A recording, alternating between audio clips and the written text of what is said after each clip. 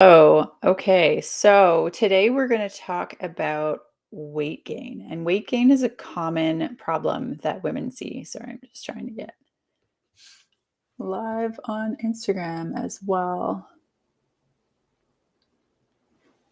Okay, so weight gain is a common problem that a lot of the times women will see, especially if you're into your 40s and beyond that. And this is something that I experienced in the past as well. And the frustration around this is that we have a $300 billion weight loss industry that's suggesting that diet foods or that calories are the only thing to focus on here. And it's not true. We need to focus on what your body needs, what's going on in your system. Why are you having the problems that you're having?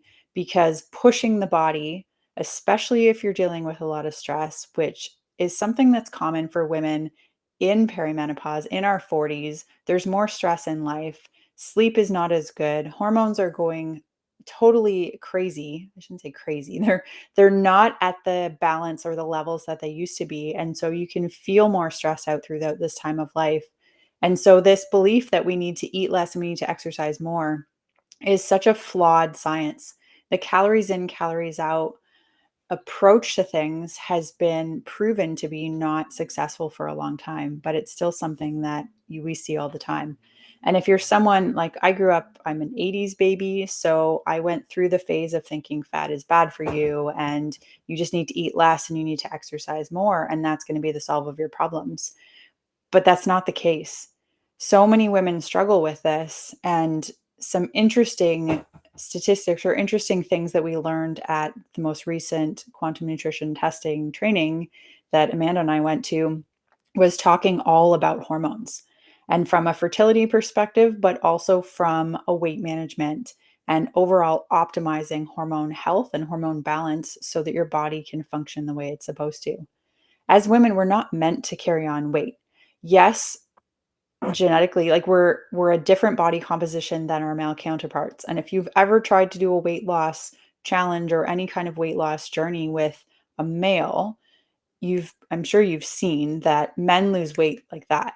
And a lot of the women that I've worked with, because I used to do weight loss coaching in the past as well, and a lot of the women that I would work with, they joined with their husband, and the woman would lose a pound or two, and the husband would lose 20. And the woman was perfect. Her diet was spot on. She was not missing anything in terms of the consistency that was needed there. And the guy would make one change, would still have some alcohol on the weekend, would still have, but it's our bodies are different. From the way that we're made up, our systems are totally different. And stress is a really big problem for women because of the impact that it has on so many things in your body. First of all, our stress hormone cortisol, that's our crisis management hormone. So if your body is under stress and you may not feel stressed, a lot of the times that's the question I ask when I first start working with someone is what are your stress levels like? What's stress like at home? What's stress like in the workplace? And as women, we're just like, no, no, no, I got this. Don't worry, I can handle this. Especially if you're like me, a bit of a type A personality, the person that gets stuff done and doesn't kind of sit back and, oh, I couldn't do that. It's too much. It's whatever. We just do things. We keep going. But the problem here is that even though you don't feel like stress is a problem for you, your body can show signs of it. And so when we're in this crisis management situation, when cortisol levels are high, the body is prioritizing the things that are essential to keep you alive. Digestion is not one of them. Producing sex hormones is not one of them. So estrogen, progesterone, more so, but estrogen and progesterone are not the main focus of your body to keep you alive. If you were in a fire, if you were running from a bear, if you were at a time where there was not enough food, it's not a good time to bring another life into the world. So the body is not going to prioritize reproductive hormones if your body's in a stress state. This is why, so yeah, digestion can be a problem. This is the women that will have more bloating, more constipation, more diarrhea, more IBS, more gut problems because digestion is not your main priority here. Making cortisol steals from progesterone, which is your feel good hormone, your calm hormone. your relaxed hormone, which is important in terms of balance in the body. When estrogen and progesterone are not at the ratio that they're supposed to be to stay balanced, this is when things can be problematic as well.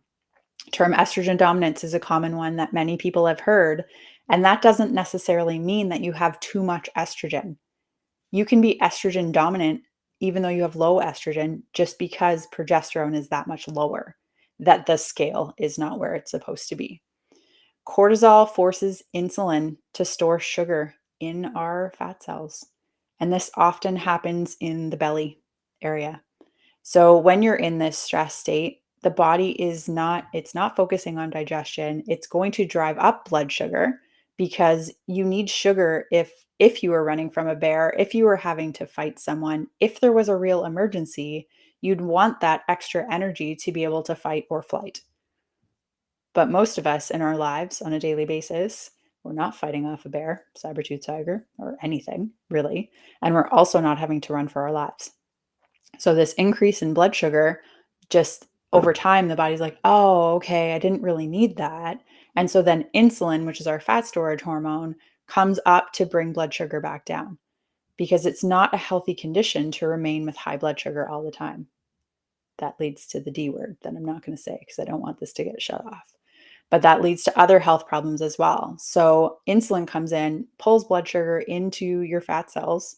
It tucks it and stores it in case you need the energy later. But in today's world, when do we need energy? When do we not have food?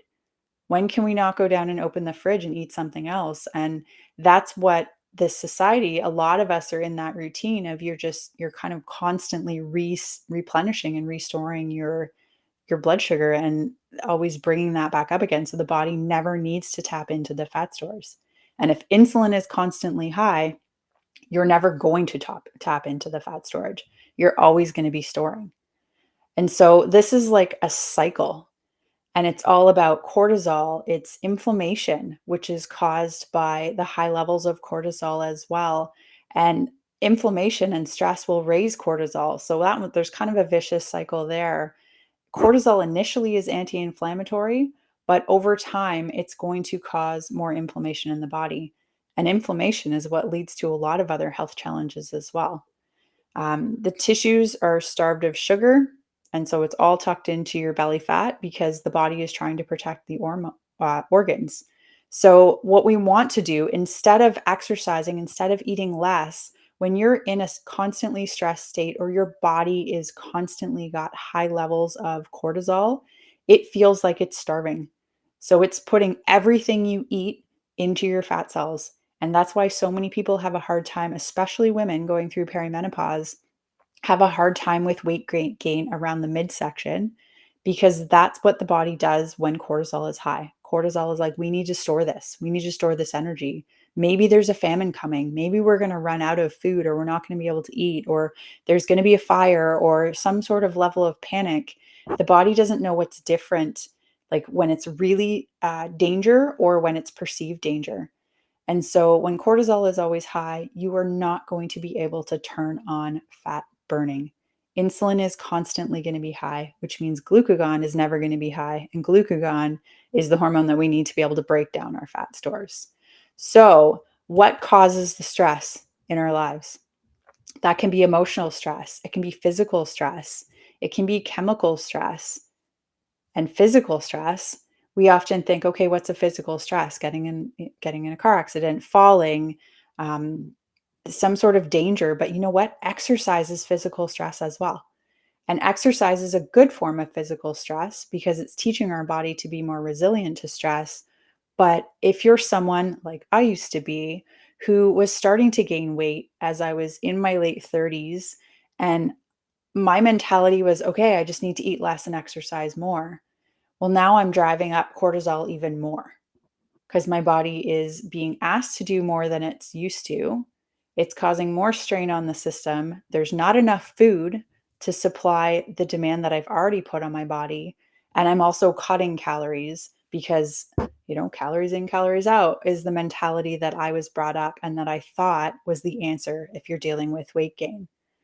But this is where we need to figure out what is going on in the body. So stresses are mental, emotional, physical. They can also be toxins, chemicals, heavy metals, hidden infections like parasites, things like mold. All of these are going to cause stress on the body. And when you have these things in your system, the body is, like I said, always trying to keep you safe. So it's going to tuck these things into your fat cells to keep them from ending up in your organs or in other tissues where it's going to cause more of a problem. So, this is why I completely appreciate that exercise has its benefit. It's really important to focus on adding muscle to your body. So, strength training, weightlifting is really beneficial. I was the girl who started CrossFitting, and my mom was like, "Oh, you're going to get bulky." That was the belief like 10 years ago that lifting weights was not beneficial for women. And thankfully, most people talk now about how much of a benefit it actually is for women to strength train and to lift weights. Strong muscles leads to strong bones, and strong bones is really important as we age as well, because that's when osteoporosis, osteopenia, these things can be problematic. If you have muscle on your frame, that's going to help make sure that you have strong bones as well. So, the goal in life, yes, exercise is important. Yes, exercise is very beneficial for balance, for coordination, for strength, for muscle, for bone strength. But when we're in our 40s, the eat less, exercise more mentality, like we really need to let go of this because it's something that worked really well when you were in your 20s. But at this phase of life and this time, it's not going to benefit you. I used to be a cardio junkie. I would go and run and run and run and run. And I thought, oh, that'll help me lean up because we're going on vacation, or I want to fit into my bathing suit when we go away, or summer's coming, or whatever. And cardio, a lot of people find it has a good mental health benefit because they feel good when they're doing it. There's the runner's high that many people enjoy, but it's a breakdown form of exercise. If you ever look at marathon runners, and yes, they're thin, they don't have a lot of muscle on them, and they often still have a bunch of belly fat and body fat on them as well, because when the body doesn't have enough energy, it's going to start breaking down muscle.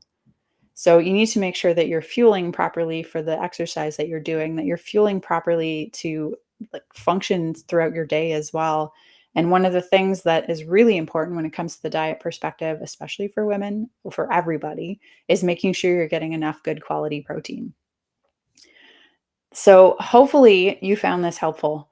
I just want to make sure that like I went through this. I experienced this too. I thought that eating less, exercising more was the key to maintaining health, to fitting into my clothes, to feeling good.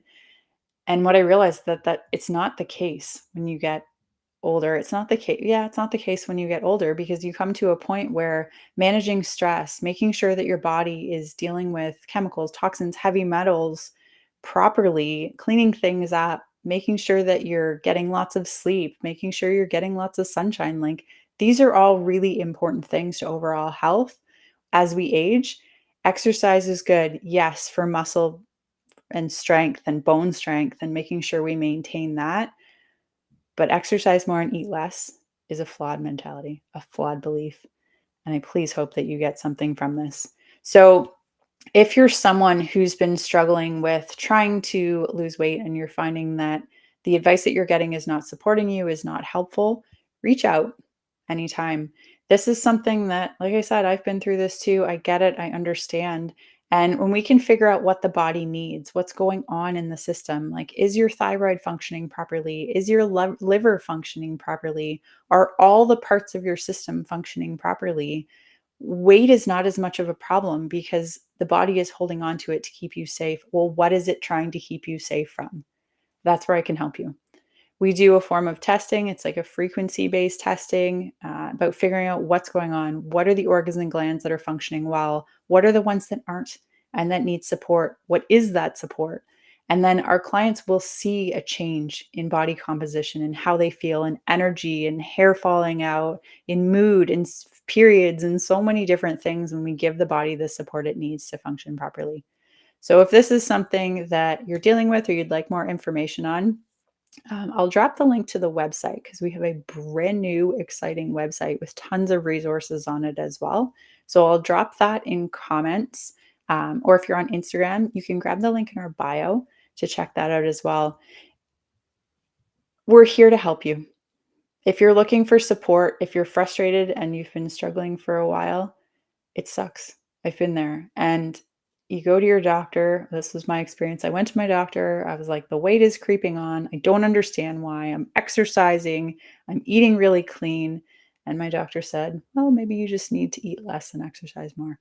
And that's horrible advice for a woman. So I'm here to help. If you need any support, reach out or check out the website.